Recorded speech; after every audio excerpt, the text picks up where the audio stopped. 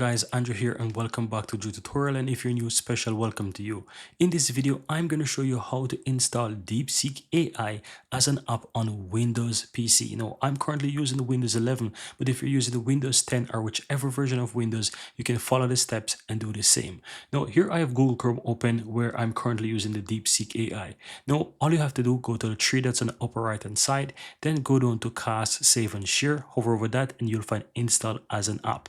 Simple click on that and you will see the option that says install there. So you want to go ahead and just simply change the title, right? You can simply change it to DeepSeek or you can put AI beside it so that it renames it, and then simple click on install. Immediately you'll see it install as an app on your computer.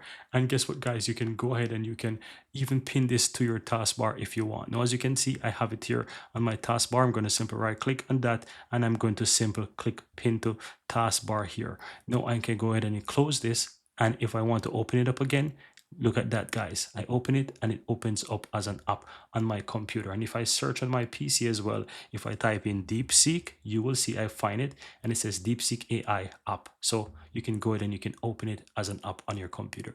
And that's it, how to install DeepSeek AI as an app on your Windows PC, guys.